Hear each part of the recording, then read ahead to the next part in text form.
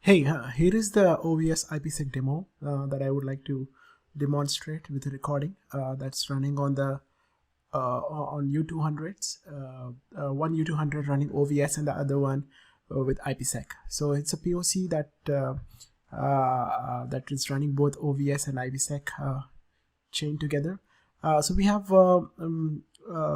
different data paths that we have validated on this setup, where if you look at the screen, we have two U200s as OVS and IPsec running on the same inside the same server, and packets coming in and depends on the OVS flows that we populated inside.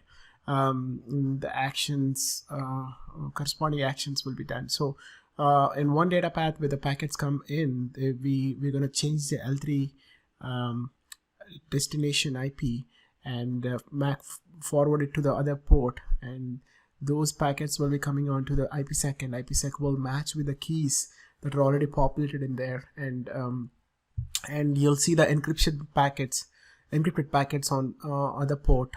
We can capture this, and I also have a MAC loopback, and the packets will be coming back inside IPsec, and it will be decrypted, and the packets will be coming all the way back to OVS. And I have another rule where it will forward those plain packets back to IXIA, where we can capture it. So that's this is one data path or multiple data paths covered in one cycle. We can capture packets on port 1, port 2 of IXIA. Apart from that, I have the OpenFlow server that's running remotely. So this is running on a different server where you can configure the rules using the Open Daylight Control and OpenFlow APIs, and the rules will be populated onto the FPGA once the slow path packet is processed.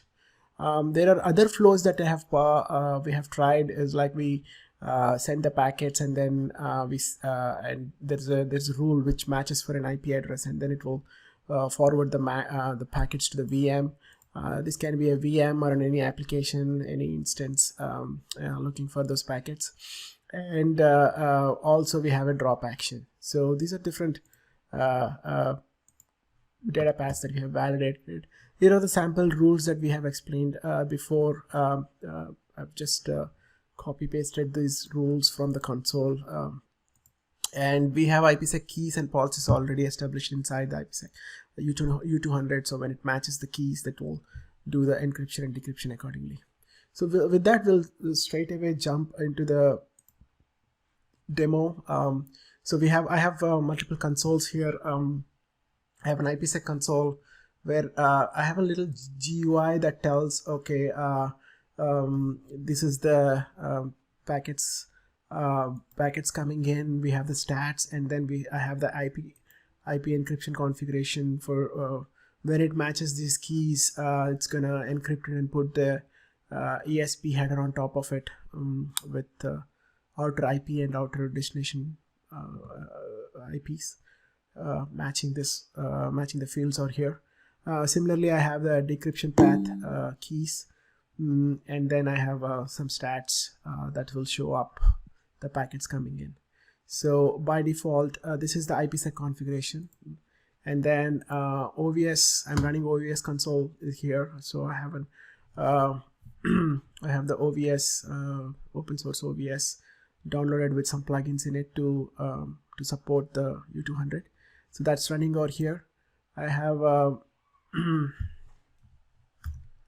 have this OVS command line. We can see what's the what are the flows that we have right now.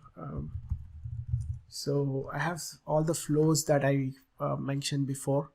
I have these 4 flows added from the OpenFlow controller, and these are default flows for handling ARP packets and some standard rules.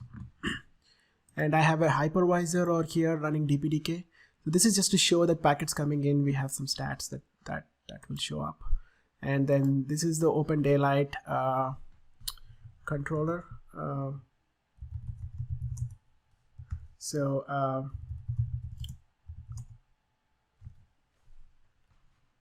there's the OpenFlow is running on the system. This is a completely different system with the OpenFlow ID and I have some rules that I have. This is how I have populated the rules. I have a couple of JSON files. So this is a sample JSON file. If you say,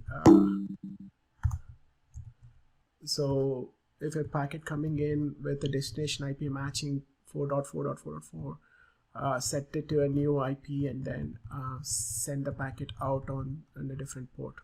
This is a JSON file, and I use the curl. I use curl command to download it onto the OVS database that is running on a different server. So this is how the curl file looks like. So similarly for IPsec, I have MAC forwarding rule as well, MAC to VM rules, all populated from here. Okay, with that, since the rules are already in place, let me send the traffic quickly. So I have Ixia over here. This is the port 2 connected to OVS and port 1 connected to IPsec. So let's say if I send the IPsec traffic. So I'm sending the IPsec traffic, and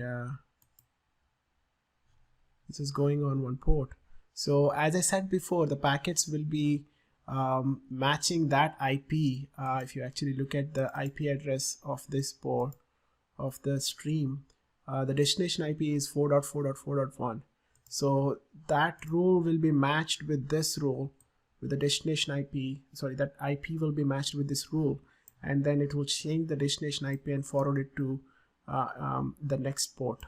So if you look at this picture here, the packets coming in on this port will be matching, and then the L3 IP is changed and then sent it to or the other port, and they will be landing onto IPsec. And if you actually look at the IPsec here,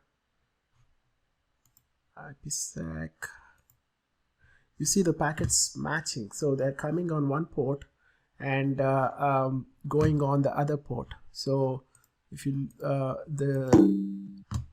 this is the destination IP that we have changed, and this is the source IP that's coming on.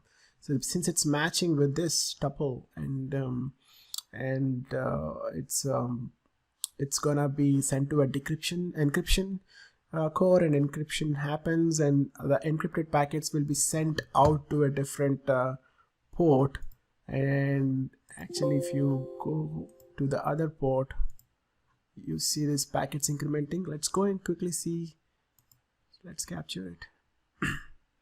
And then if you look at it, the captured packets, it is matching. It's the ESP packet, so it's encrypted, and then there's an outer IP header with the source IP and destination IP, and then the ESP.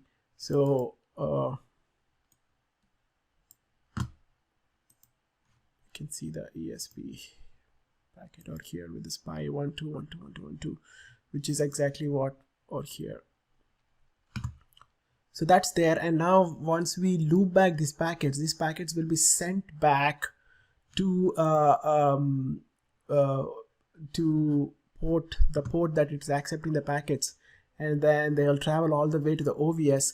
And OVS, I have a MAC forwarding rule which tells any packets coming on port 1, port 0, send it to port 1. So go to the command line. If you actually look at this rule, input packets, any packets which are coming on ext0 will be sent to ext1. So what happens is the packets will be coming out here, and then forwarded onto port 1 of Ixia. So which is why exactly you'll see the packets coming on that port here. This is where the packets actually started. We're sending them and going all the way to OVS to IPsec, and coming back all the way to OVS and being forwarded to the same port. So let's check the capture. Let's capture this. I don't know. Let me capture. Start capture, and then let's see. So here earlier we saw the ESP packet. Now the packet has been decrypted, sent back all the way to OVS, and then OVS forwarded to Ixia. So this is the original packet that's been encrypted before. So here we have both encryption and decryption happening at the same time with OVS. That's at high level about the IPsec.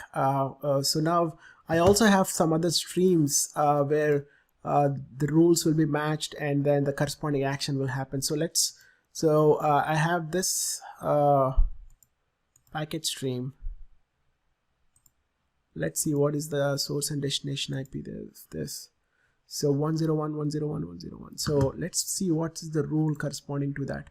So packets coming on with this 101.101 IP will be changed with a new destination IP and sent to VM. So actually, if we send these packets from Ixia, this L3 mod will happen and then the packet will be sent to VM. So we'll see what happens when we pump the traffic.